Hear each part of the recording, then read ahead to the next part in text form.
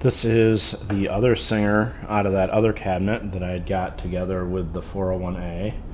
This is a 1591. It's got a Century of Sewing Service badge on it. So it's a Century Edition Singer. And it's got a Made in Canada badge across the top here.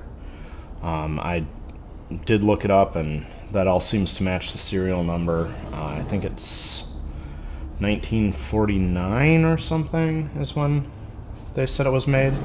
But this is the Singer Model 15 series that Class 15 is based off of. So it's got the bobbin case in it.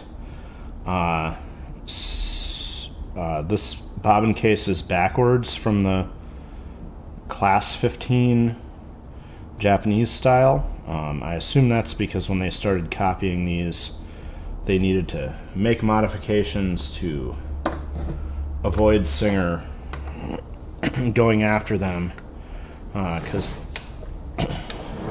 the early sewing machines, the reason Singer was so successful is because they were very, very litigious and went after everybody that they could even pretend was violating one of their patents. So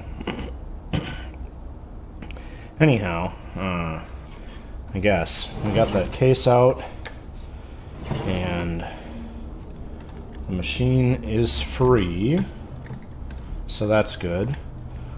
This is, I guess, called a pop motor, but it's the small motor that they hooked directly onto the back of the machine instead of the other style that hangs off of this bracket here. I think the other style is a heavier duty motor, but you could get these with hand crank, and I think you could, I don't know if you could still order this with a treadle base in the 50s or 40s or not, but anyhow, one thing is this machine has been rewired. It's got the motor leads have been clipped on here, and then at some point in the cabinet this cable was pinched, so I'm gonna have to rewire it before we test it since it's got bare wires there. Also, it's got this generic Mercury Electric plug block and connected up to the pedal here, so something went wrong with it and somebody rewired it in the past. Also, I see that there's a split on the base of this pedal, so I'm going to have to open this pedal and make sure that everything's okay in there because the bottom here is cracked. But that happens in these old pedals. The plastic cases, old plastic like that. So I guess it's got a light bulb in it. That light bulb bracket is really loose. I wonder what is the deal with that, but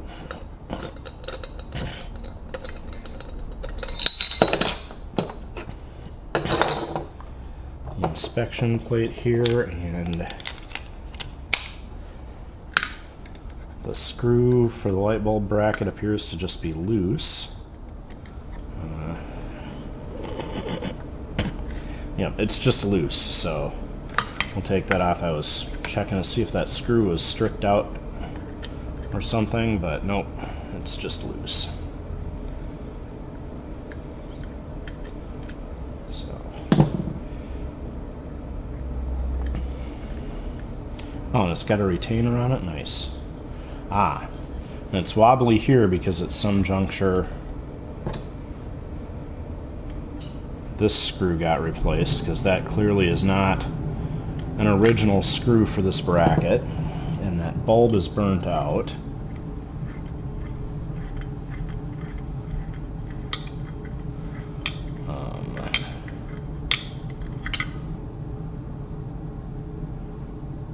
That bulb looks burnt out.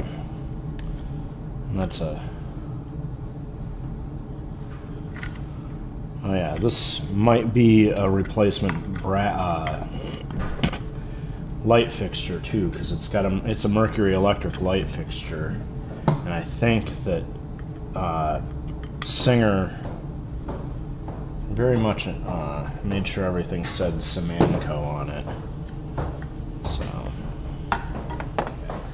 I checked all the other wires and removed the needle.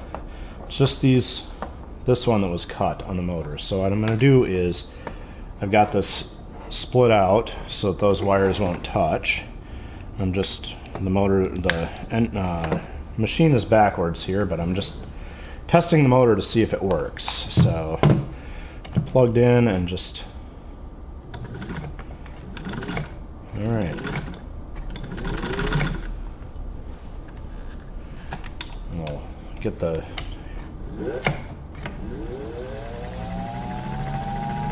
all right. The motor doesn't sound too bad. Cool. So definitely have to rewire it with a new piece of wire on this plug, but the good news is that the motor is okay, so it's worth doing that. So next,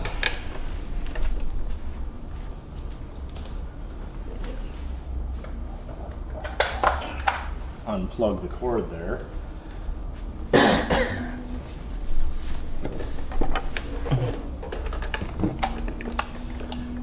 There's this crack in the bottom of the pedal, so I'm gonna open that up.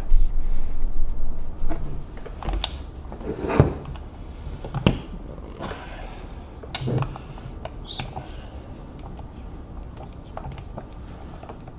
I'm gonna screw in the four corners under the feet.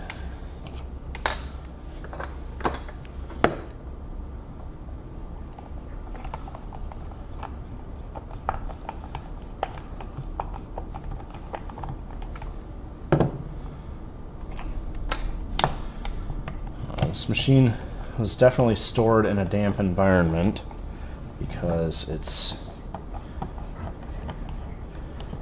got a bit of rust on everything. Even these screws have rusted down inside the plastic of the pedal, so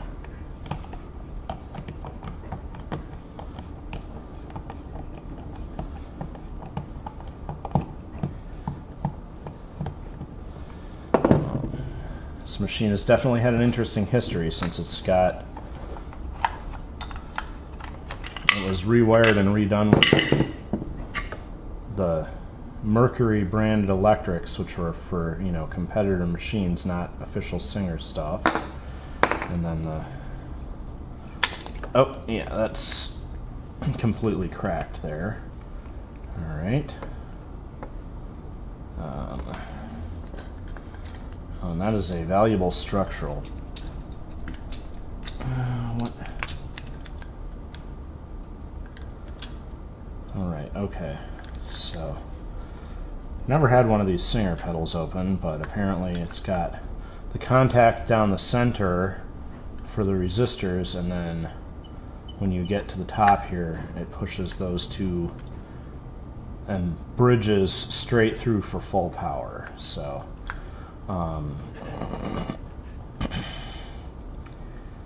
let's see now. We know this pedal works, so we'll just but since the base is broken here, I'm gonna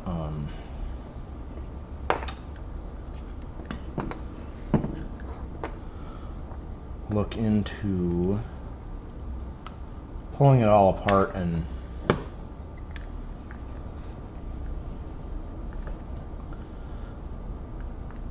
trying to clean it, and then we'll see about repairing that base.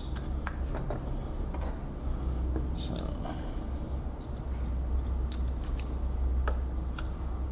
let's see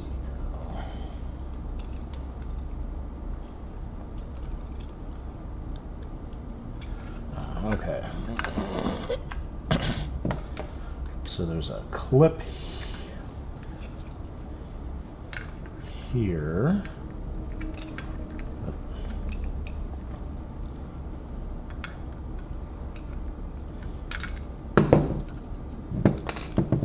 So that clip held this plunger onto this bracket that's activated by the foot switch. So the foot switch presses down and pulled that bracket out.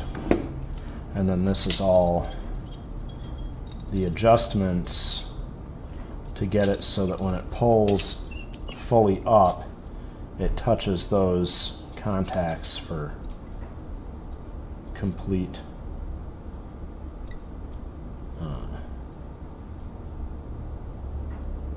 for full power. And there's a flathead screw in the back here.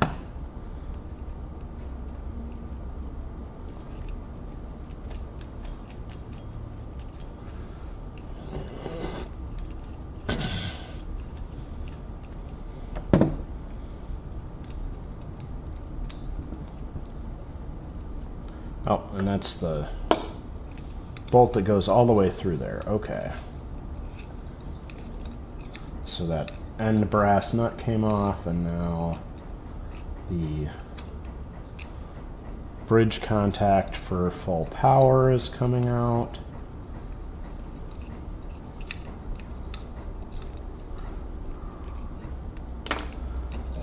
And it's got a nut behind it.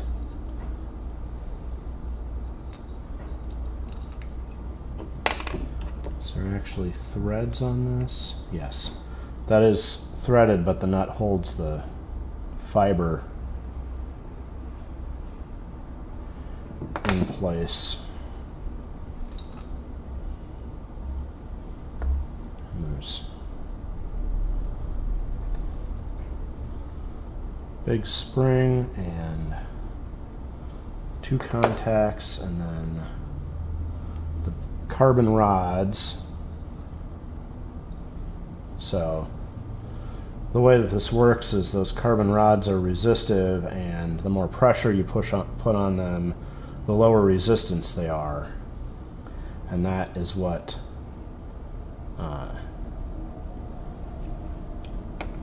gives you speed control. And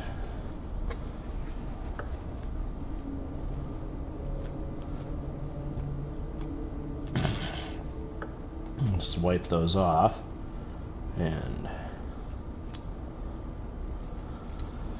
all right, well,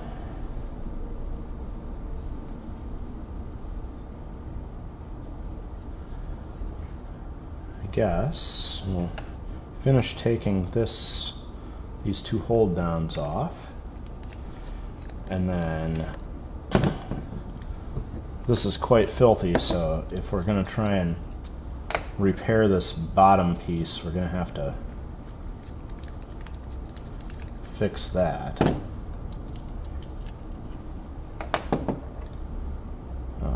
So we'll take that off, and then we'll be able to clean this. And there's, oh yeah, so that's where the resistor body is screwed down, and all the space is probably to let the resistor dissipate a little bit of heat underneath here, but that also is going to provide us with good space for putting repairs in. So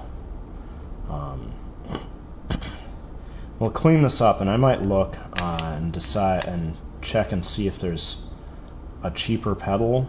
Like, I don't know how cheap just a replacement pedal is, because if the replacement pedals have gotten cheap enough, I may just replace this pedal. But if not, it'll be easy enough to get that glued back together. So